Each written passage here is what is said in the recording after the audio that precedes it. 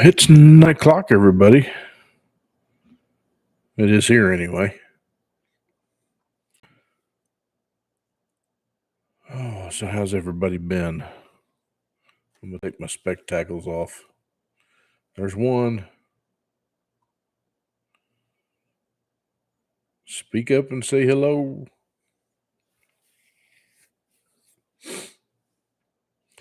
I don't expect a whole lot of people to be on because guess who is on right now? That would be the 45.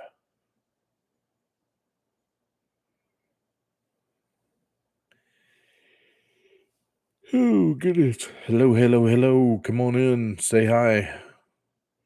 Got 3 of you. Make sure to smash that like button for me. It's been a few weeks since I've been on here. Been a busy dude.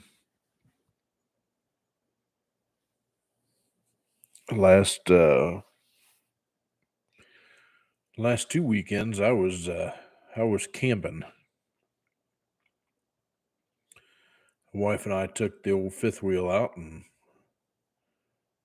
went up north for a little bit and did some camping. Had a good time, but hello, Doc. It was so flippin' hot. Oh my goodness, it was hot. So our fifth wheel only has one air conditioner on it, and I'm going to tell you, it needs two. It could not keep up.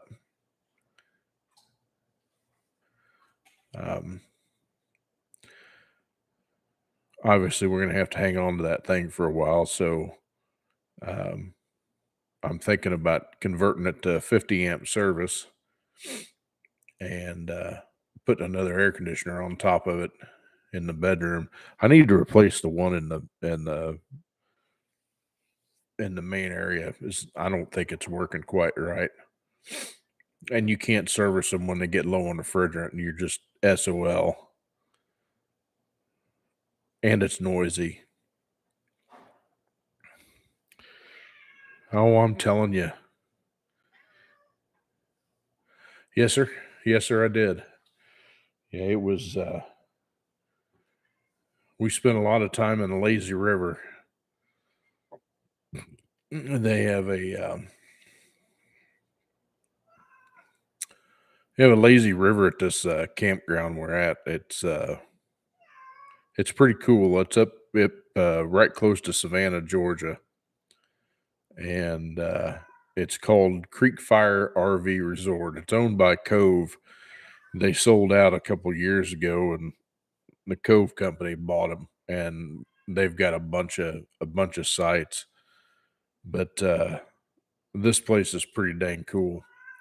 It's got a whole bunch of outdoor activities. It's got a poolside bar. Excuse me. It's got a little pavilion there that's got a pool table in it, and I think there's table tennis one there. There's an outdoor chess set and uh, volleyball court, which I don't think I've seen anybody on it. They have washer and dryer facilities, pretty nice one too. Real nice showers and bathrooms. We use the bathroom a lot because tank valves on the old camper are still screwed up. So I think I'm going to make a video here of just some of the projects that I got going on here, and that's why I haven't done any car content. Get your all's feedback on whether or not you want to see any of these projects or not. Sometimes people are kind of finicky when you stray away from car content on a car channel. I mean, I've got my other channel I could do. It's called Smitty TV, but I haven't put anything on there. Fantastic. Isn't that the one that you said that you weren't going to go for? Doc,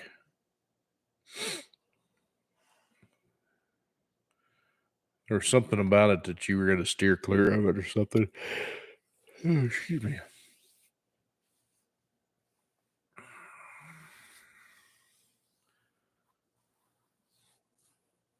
But anywho, so I was actually able to see what have I got going on. Rare. What are you talking about? Hmm? What you talking about? I know. Yeah, it's pretty low miles. Hopefully it's been taken care of.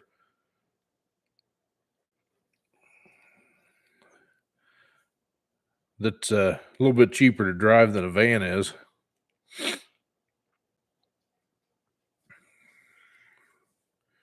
Two owners.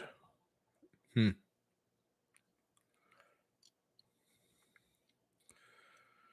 So let's see.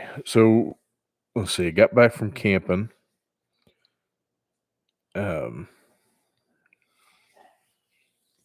the our church has a soundboard that went bad. Gotcha. Um, anyway, so Friday, I went up and put this new soundboard in, and of course the speaker connectors are different. So I got to go in early in the morning and see if I can't get that set up because our current pastor had to go up north to take care of his mom. So we're going to have a sub pastor in there.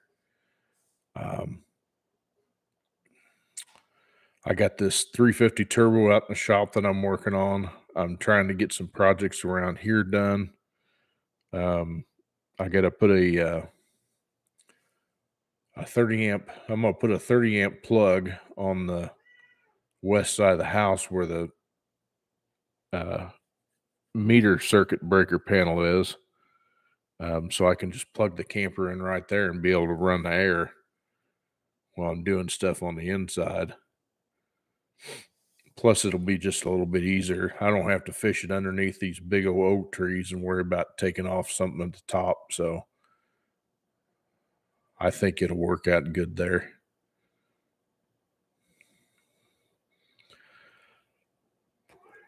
Excuse me. Plus, there's pretty good shade there during the day, which the name of the game is to try to keep that thing out of the sun a little bit more.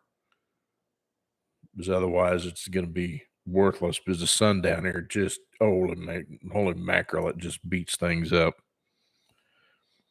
I got to get after Ruby too because ever since we bought the thing, I wanted to get it paint corrected and ceramic coated, and have not had time or the extra funds to do that. But we got to get after that because I don't want the paint to go to crap, especially being as it's red. Well, it's maroon, whatever you want to call it. Um, and I need to have a garage sale. I'm gonna try to get rid of a bunch of stuff.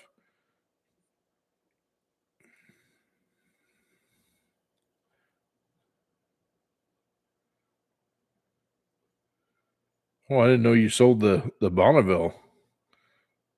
I thought you were gonna get more out of it than that. I mean, didn't you pay about the same amount for it, Doc?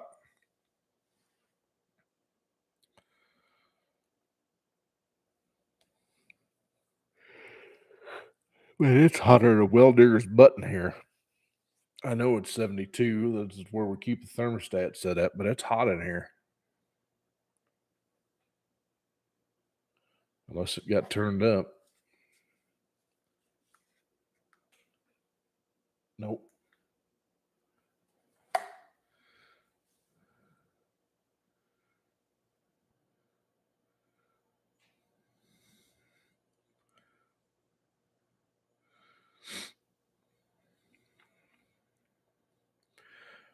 Man, I got a rule of thumb. If you get a running car that's drivable, it's worth $1,000. If there's something else wrong with it or it doesn't move or something, of course, that knocks the price down. But if it's a running and driving car, in my book, it's worth $1,000.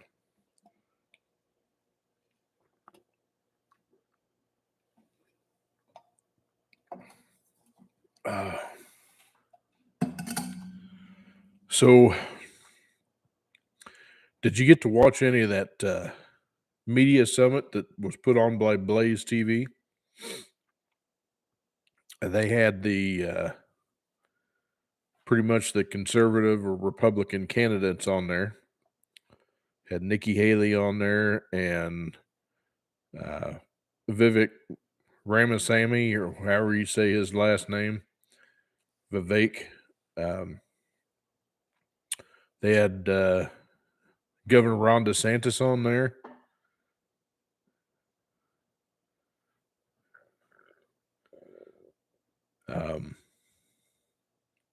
Yeah, they were supposed to have Pence on there. I don't know if I'd missed that one.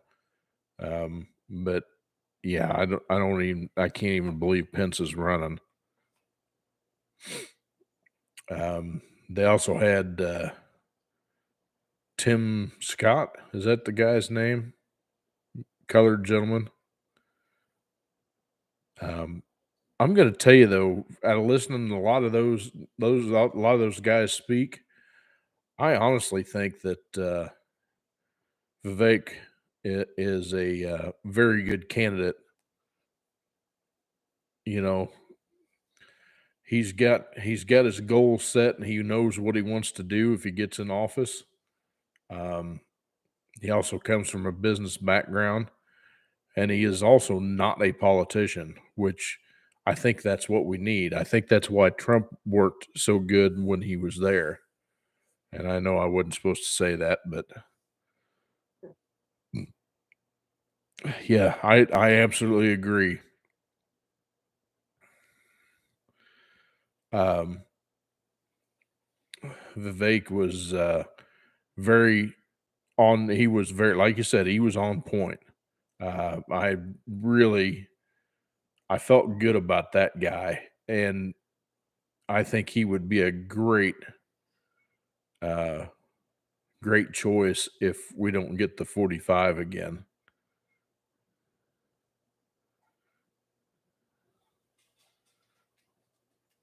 I didn't see that one, so I've got nothing to say about that.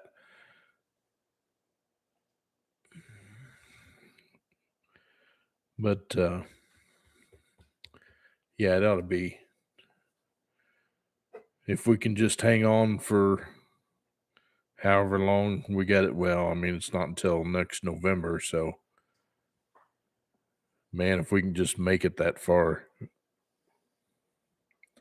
There's some scary stuff in the world going on right now, and I'm getting to the point where they've been talking about AI and how fast it's growing, and um,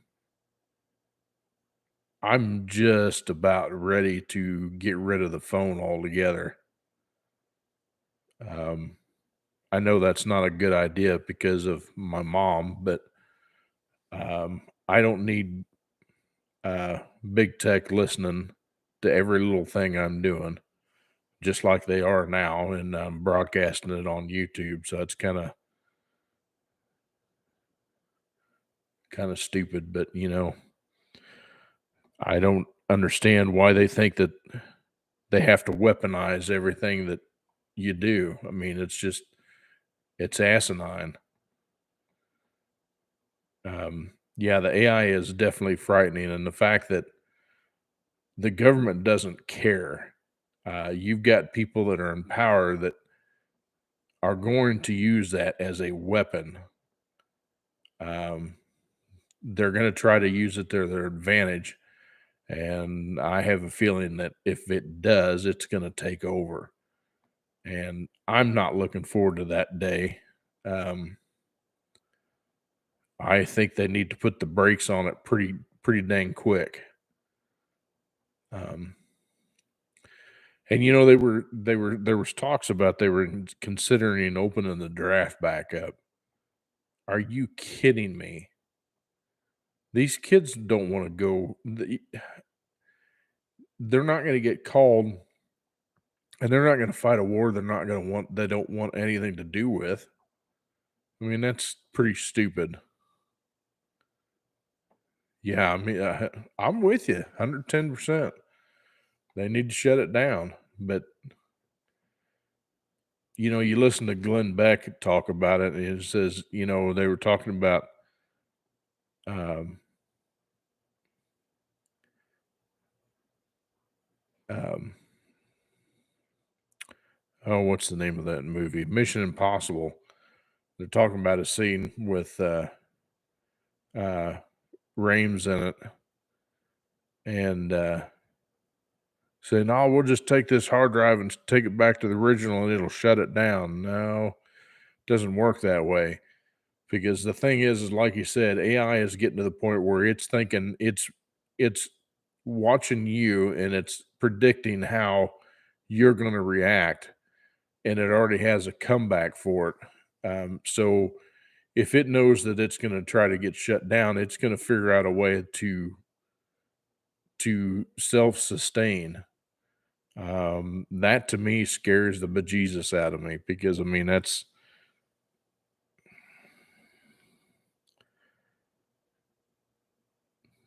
there's things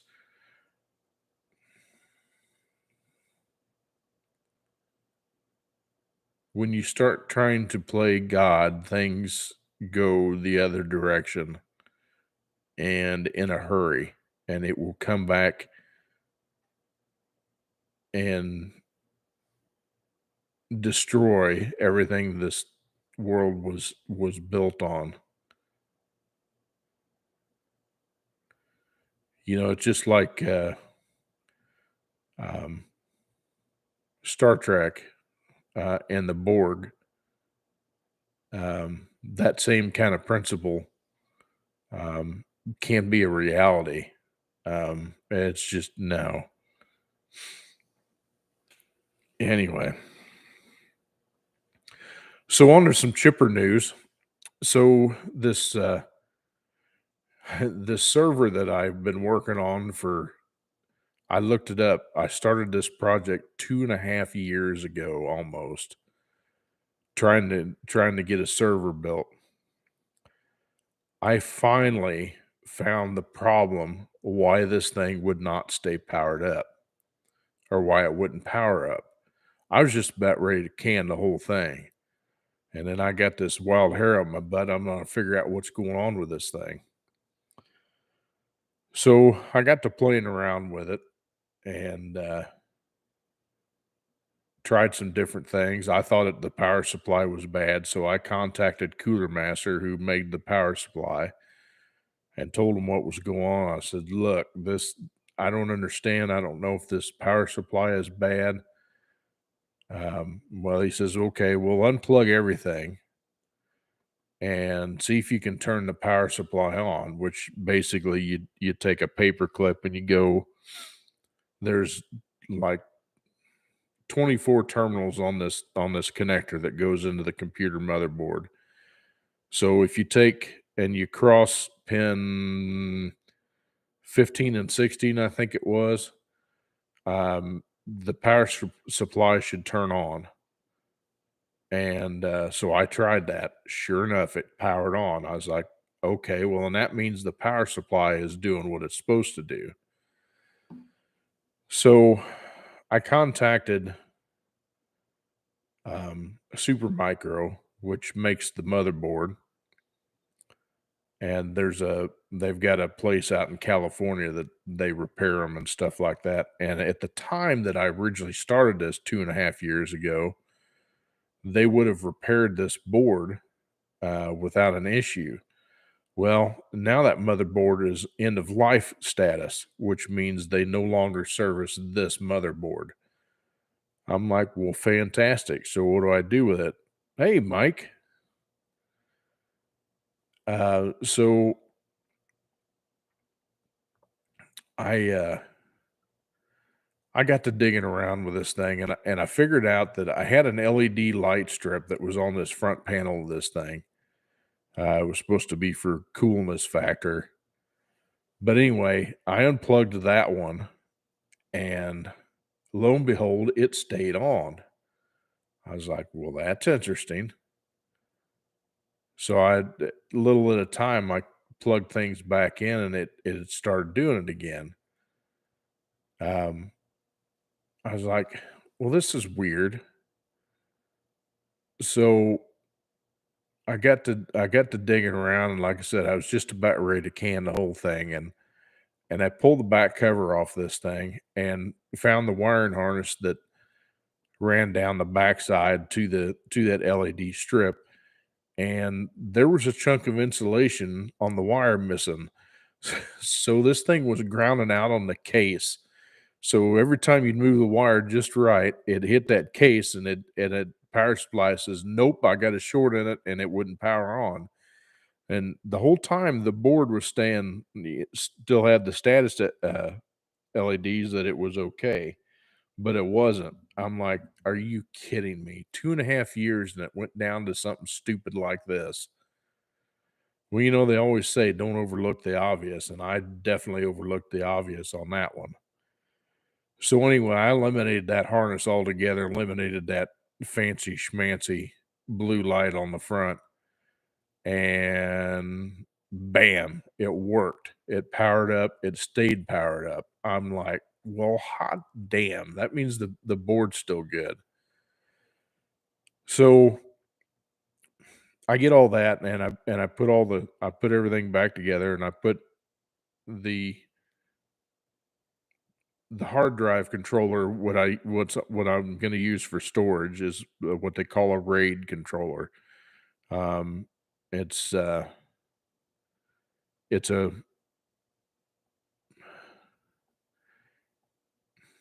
it's a set of hard drives that spreads the information over one or more hard drive. That's what a RAID setup is. Um, but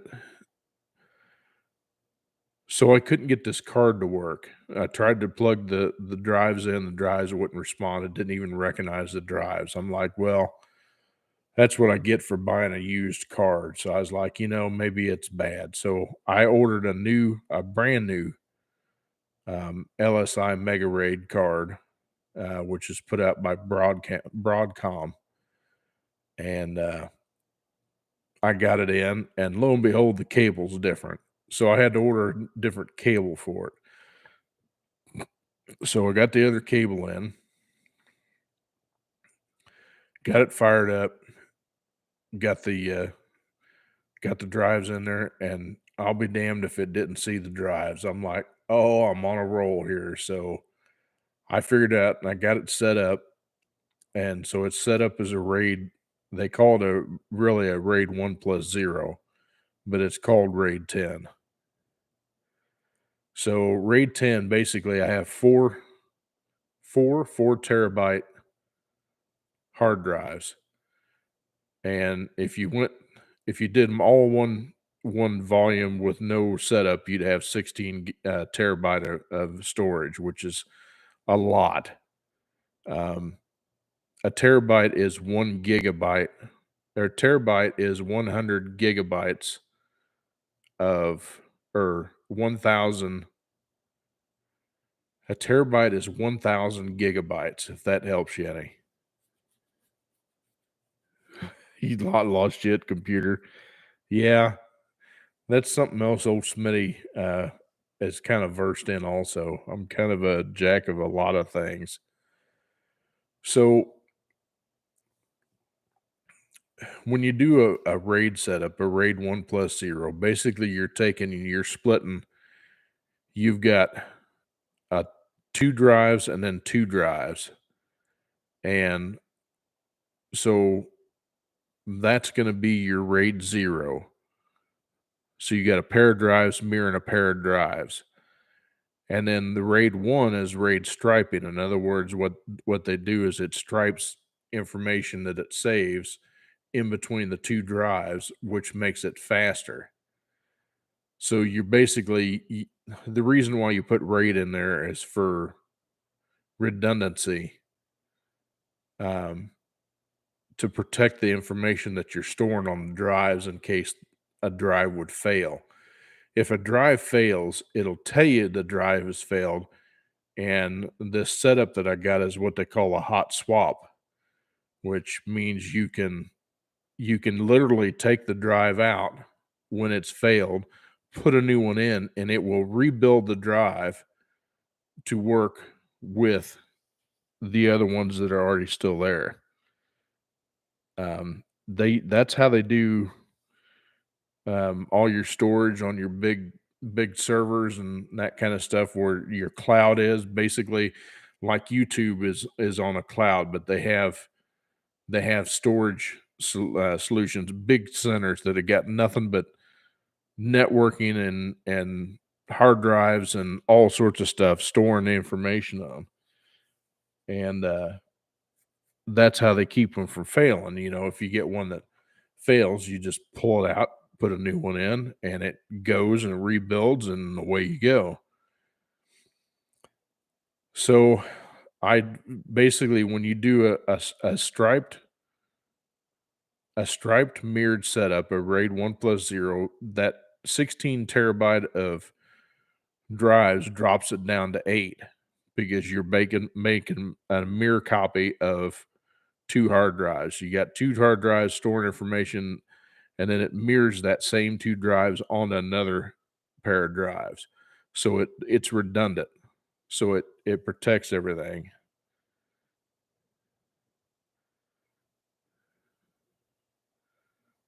Well, carbs are easy too, Mike. I get carburation too. Um, Fuel injection sometimes will throw me for a loop, but I have to work with it every day, so it kind of comes kind of natural. Um, so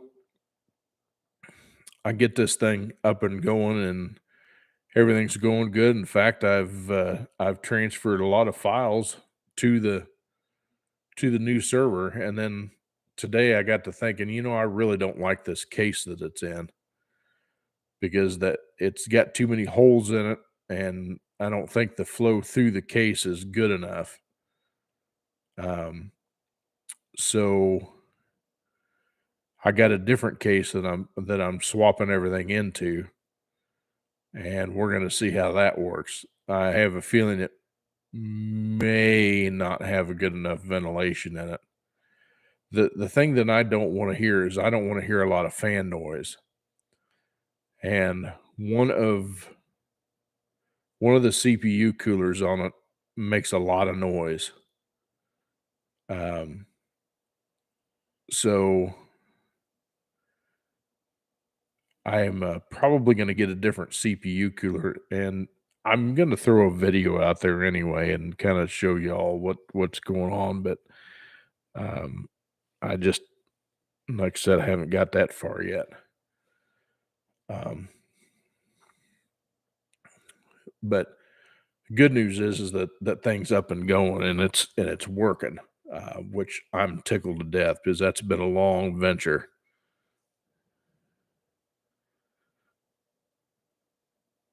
No, it's the fans that are on it, or the one of the CPU coolers has got a little bitty fan. I mean, it's a little bitty square fan. It's not even 2 inch in diameter. It's probably an inch and a half diameter fan. It's a little bitty dude, and it spins pretty fast, so it makes a lot of noise. The other the other CPU has like a blower style fan on it. Looks kind of like a blower, and it's a whole heck of a lot quieter. I've run across a couple though that got some better heat sinks in it, and stands a little taller with a bigger fan in it. The bigger fan will be quieter. So I'm in the process of swapping everything over to this other case, and we'll see how that goes. I just, I look at some of these cases, of what I want for a case is I can't find. I mean, I just want a simple case that has good ventilation. We'll take some big fans, like the 120 millimeter fan, which is pretty good size. And, things are quiet because I don't, like if I'm doing a recording with the thing sitting right now, the only thing you would hear is the noise from this thing. And that's not what I want. That's one thing that Dell always did well is they did well with their cooling and they made them so they're quiet. I mean, like I said, you can't this computer is right here beside me and you can't hear it run. You can hear the refrigerator running in the background better than you can hear this. It's that quiet, and that's kinda what I'm looking for.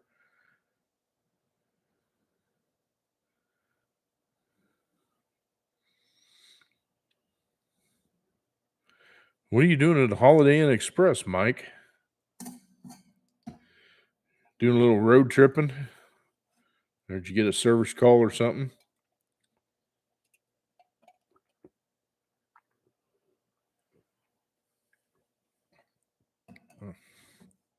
Ah, man, that water's good and cold.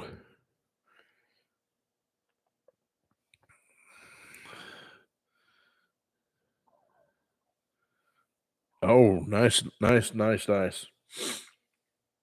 Oh, I forgot to tell you about my biggest fiasco. So when we went camping, we took off and we were bebopping along and heading up the highway, and I kept noticing a vibration. I was like, "What the hell is that vibration?" And I was like, we'll just go with it." And so we got on we got on the second interstate heading east, and it just kept getting worse. And I'm like, "Holy cow, this is bad." And I finally told the wife, says, "Look, we're gonna have to pull over in a gas station or something and look at this thing, but something's not right." And so we pulled over in a Love's, and mind you, it's like 96 degrees, 97 degrees. It's flipping hot and humid. And we stop, and the truck is just raining water underneath of it. It's that humid. I mean, it's literally it's like there's a faucet underneath the truck from the air conditioner. It was crazy. Never seen that thing pee that much water. But so anyway, we get stopped and get pulled over, and I look at this tire. I was like, "Hand me the tire pressure gauge." Because the tires will grow in pressure the hotter they get. That's just the way it goes. So I knew I'd put 75 pounds in the back tires. Uh, so I measured the backs. The right rear one had grown to 82 and a half, 83 pounds of air. And the left one was 82 pounds of air. And I was like, yeah, them dudes are hot. And sure enough, we stopped. I just happened to stop in the right spot, and I seen it.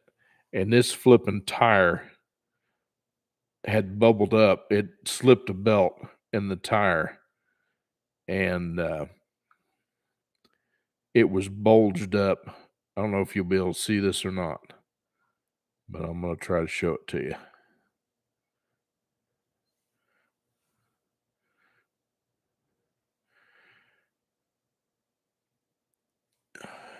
If you look,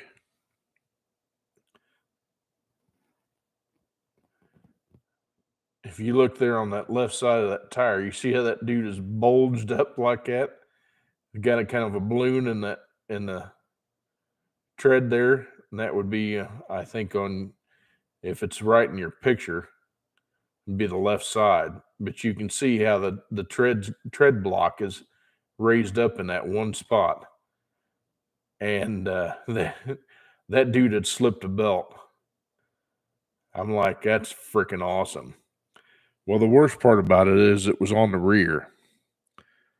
So, and being as I've got oversized tires on this thing, I can't put the spare on the drive axle because it'll tear up the rear differential. So I had to swap the front tire with the rear and put the spare on the front on the right side. And my wife had suggested that, hey, do you think you ought to take the jacks just in case? Because I'd fixed the landing gear on the fifth wheel. And I was like, yeah, probably wouldn't be a bad idea. And I was like, you know what? I'm going to throw the jack in the bed also, just to be on the safe side. Man, am I glad that I did that. So anyway, I commenced to doing a little tire changing, and I'm just sweating my ass off.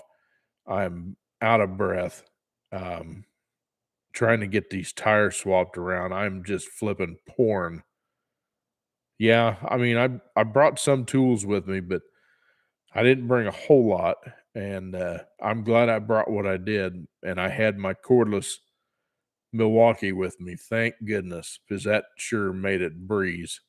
And I brought the torque wrench so I could torque the lug nuts when I was done. So yeah, I was pretty happy with that. But anyway, I got this thing swapped, and I just threw the tire in the trailer because it won't fit underneath the truck. And with the fifth wheel in there, there's no room to put it in the bed because I've got a truck box in the front of my bed with all my straps and stuff in it. So anyway, we get done with that, and we get heading back on the road, and we get up there, and here's this freaking thumping again. And I'm like, "Are you kidding me?" I was like, "Well, I said, let's just get to the campground." So 55 mile an hour was as tops as that I could go because this thing was vibrating so bad. I was just praying to the Lord that says, "Lord, just get us there. Lord, just get us there. We'll worry about this once we get there." So we made it. We made it to the campground, got parked, set up, all that good jazz. And the thing that's funny about it is 8 months earlier, we were at that same place and I'd blown out two front brake lines on the truck. And I found this little shop. That reminds me, I need to leave them a Google review.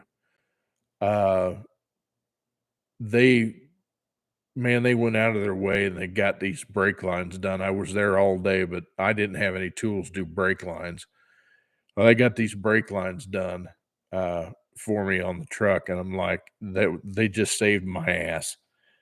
I was like, I'm gonna call them up again and see if they can get me some tires. So I called him up again, and sure enough, he said, "Yeah, come in around 11 o'clock. We'll get some tires on there for you." I says, "All right." So I went on there, and sure enough, I got four brand new tires and four stems. I went back with the Toyos because I usually have pretty good luck with those, and it doesn't feel like you're on snot when you're towing a trailer. And $1,750 later, I got four brand new tires on the truck. But it seems like every time we go up there, we get a problem. I'm afraid to do the next one because I know we're going to end up there again, just because we love that place. I mean, it's not cheap, but it's decently maintained, and it's usually pretty clean. And they got a lazy river for that the wife can float around in. Yeah, I mean, I love their open country ATs, but mine are LTs. They're 285 70 17 10 plies. So each one of them tires was $350 a piece. So they're not cheap. Plus you get valve stems and labor and that kind of stuff in it. But I tell you what, uh, Pat and Brady are the two that are there. Pat's the owner and Brady's the employee there. It's just the two of them there, and they they do such a good job. Somebody's blowing off some fireworks.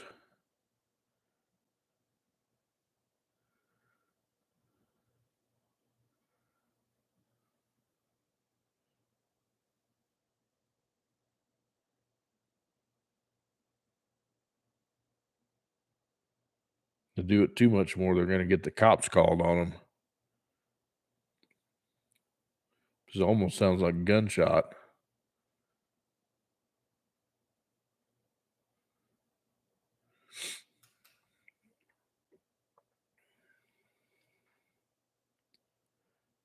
Anyway,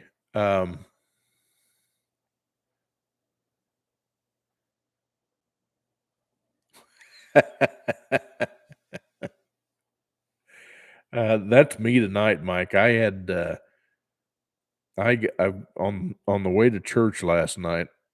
Stopped by and got Subway, and oh my lord, I've been paying for that all day. Just been stinking miserable. Just really miserable. But and I usually don't have trouble with Subway. You know what it is anymore though is it's the the processed bread doesn't seem to agree with me very well anymore. I'm okay with like burrito shells, but like white bread, anything from Subway, wheat bread, that'll just flat tear me up.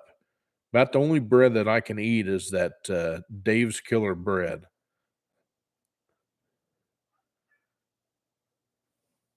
El Nepal.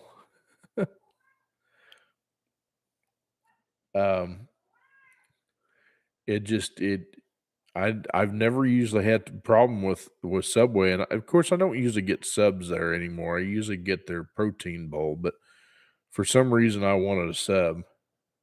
I'm sure it is. I mean, gluten will just flat tear anybody up. I tell you one thing is it makes you bloated, and I don't need any help in that area. I'm bloated enough the way it is.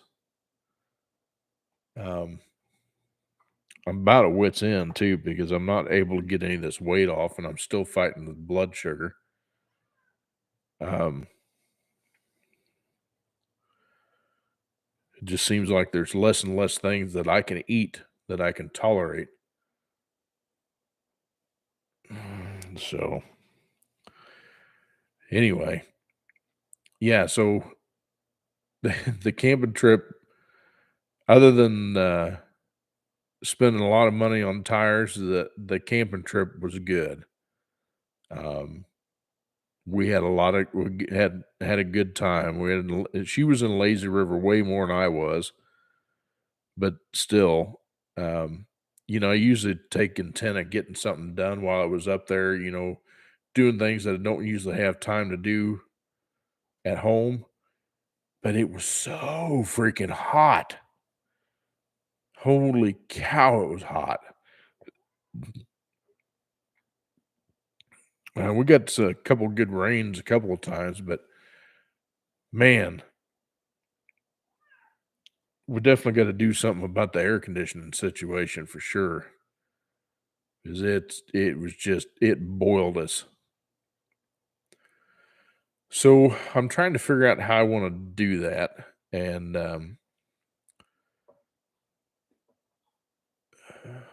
I need to get the roof replaced on the camper if we're going to keep it. It's not leaking right now, so that's good.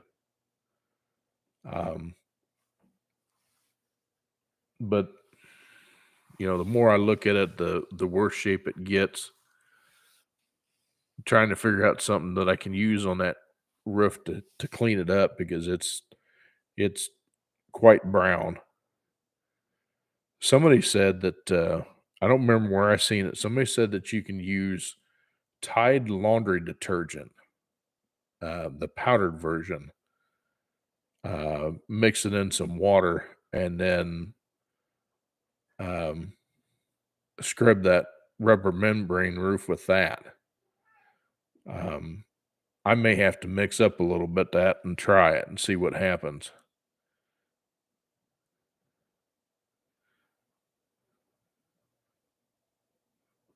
Oh yeah, like the Beatles had.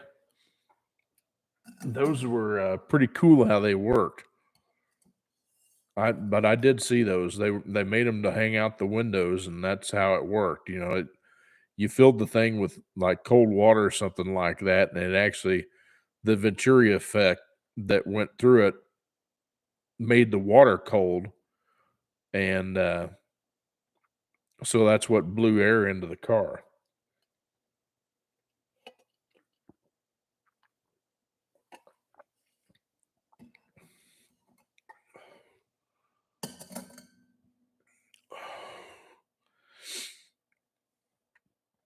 Yeah, they use that same kind of principle on AC systems in a car. You know what they use for refrigeration. Uh, by changing the orifice size or the way the refrigerant goes through there, it causes a thermal event, and so it makes it cold. Um, it's kind of neat how that setup works. We had the last time I was up at the training center, um, the instructor had, excuse me, a Venturi style apparatus that he basically plugged into the compressed air. And I kid you not, when the air come out of that pipe, it was ice cold, but it was just caused by a Venturi effect. I was like, that's cool as hell. No pun intended, but it's neat how that works.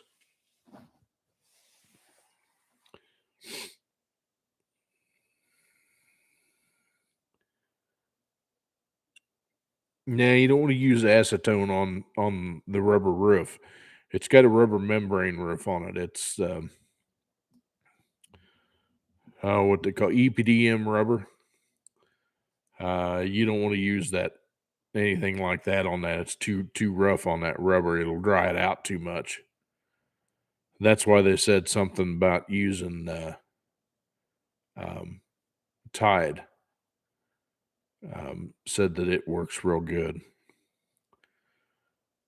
But there's a couple of things that I want to do on that trailer, and if we do the roof, and one of them is I'm going to eliminate the TV antenna because not I don't use that damn thing. We've never used that TV antenna, and it's just an extra piece that's puts holes in the roof and get rid of that. And the other thing I want to get rid of is the refrigerator vent that's on the top, because if I get rid of that, I'm going to convert the refrigerator to a compressor style refrigerator, like a residential style, just a smaller one, frost free, and because it'll keep food colder. But in the same instance, I'm going to have an inverter to be able to run the fridge, and it should be okay for um, the short trips to the campground. But I would add a second battery. Um, if worse comes to worse, I could actually set it up for 4 batteries, but I'd have to use AGMs or go to a lithium battery. So, but I could wire it up so it's 12 volt, make it a 12-volt system. And that would give a better reserve capacity. That way it could run for a period of time, without power hookup.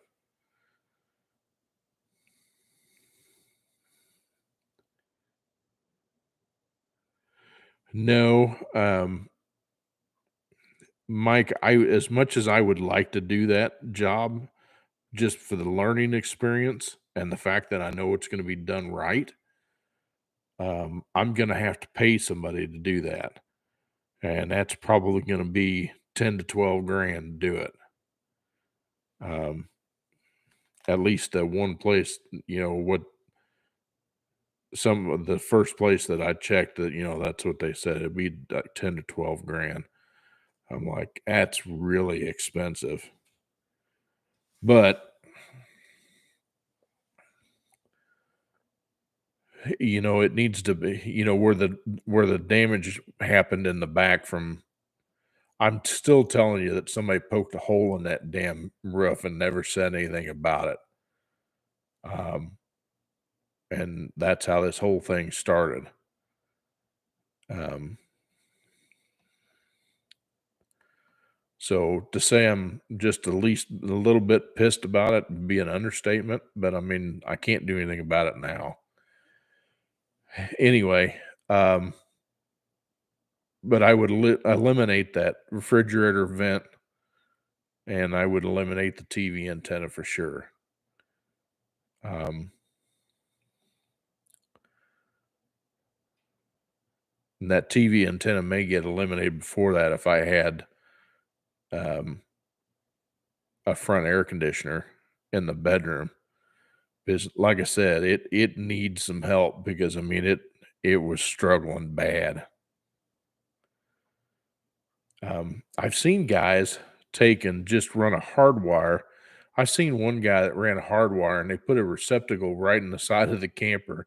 So when he got to the campground, all he did is he took the plug and plugged one end of the cord into the receptacle and plugged the other end of the 110 plug on the pedestal, where the electrical pedestal is.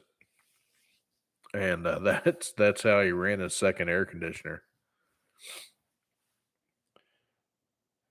I mean, I guess that would work, especially if you get in a smaller site that doesn't have a 50 amp service. That might be an option. I don't know how you'd make that work though. Yeah, right. If it works, it works.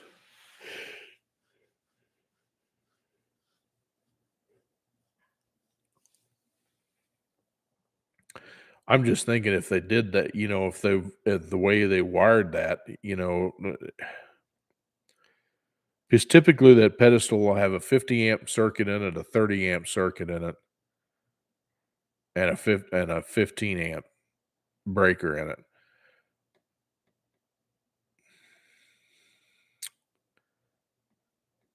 I'm gonna say they probably don't wire it for each one of those circuits. My guess is they probably run it off of like a 60 amp breaker because they probably figured, well, nobody's ever going to use all the circuits at the same time on this pedestal. So that would be my guess anyway.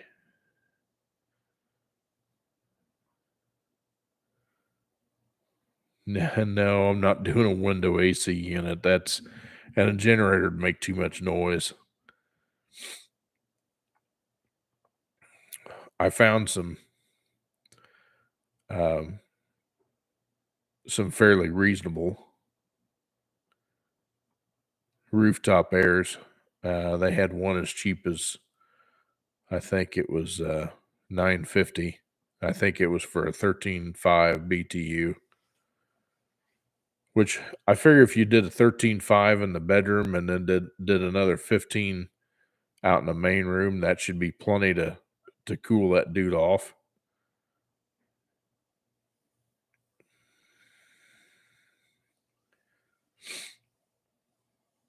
So just some things to think about anyway. Because I think there was one of them that says it needs to be on a flat roof, and if it's not flat, you don't want to use that particular unit. I could do the flat roof one up in the bedroom, but I couldn't do it because the other one's on the slope on the backside of the fifth wheel.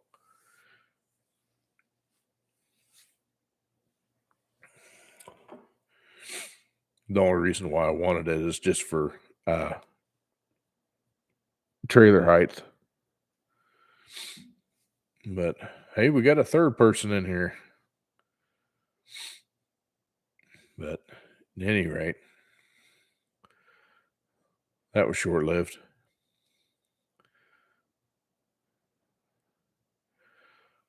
Well, it is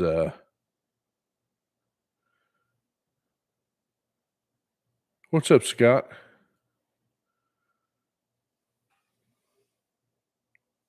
Everyone tonight, Scott, consists of you, Mike, and me, and I think Doc was still out there somewhere. I don't know if he's still on or not, but he may just been listening to his gab.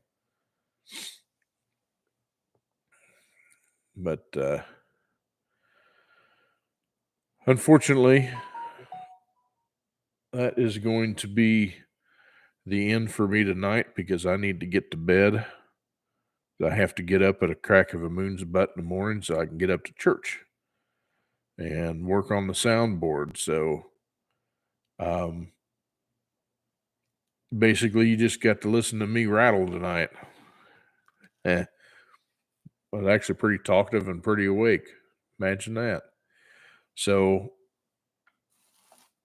anyway, make sure in this heat and everything, you're checking on your loved ones and making sure that they're staying cool and healthy and getting water and all that other good stuff.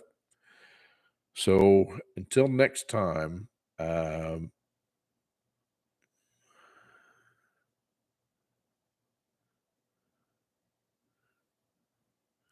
well, that's a good thing, Scott. At least one of us is getting closer to getting the third gen running or second gen. I don't remember which one you had, but anyway, y'all have a fantastic evening.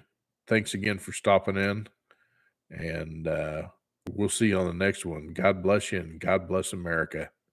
Bye-bye.